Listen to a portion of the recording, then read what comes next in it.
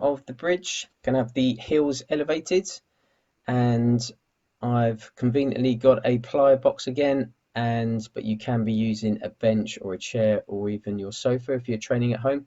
Just want to be elevating the heels. So my starting position here, I've got the 90-degree angle at the knee and at the hip.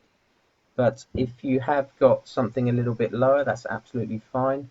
But just making sure that the toes are pointing up towards the ceiling, and I've got my forearm towards the ceiling making a fist, and then I'm just going to have my upper arm resting on the floor so the shoulder blades are flat. Depending on the head position, you may need to just put your head up onto a pillow or just elevated slightly on something just to take some pressure off your neck if it is feeling a little bit strained. So you're just keeping your chin tucked in, and then from there, as always, we want to have that starting position with the rib cage coming down and also the pelvis rolled back into a posterior tilt, just making sure that we've got that braced position.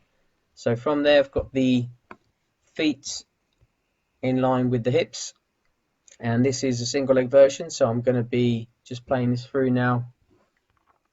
So we're going to be driving up in our normal hip extension position regarding a bridge, but then we've got that opposite hip going into flexion. So I'm just going to slow that down coming up.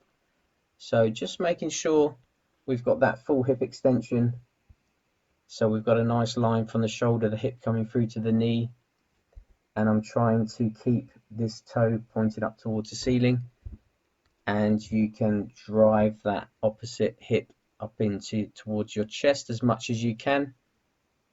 So just regarding the breathing, so starting off at the bottom, so I have a little breath in through my nose, maintaining the brace, and then as I'm driving up, that's when I'm going to be breathing out through the mouth. So we have a little breath in through the nose, but I'm keeping the abdominals braced, and then breathing out at the top.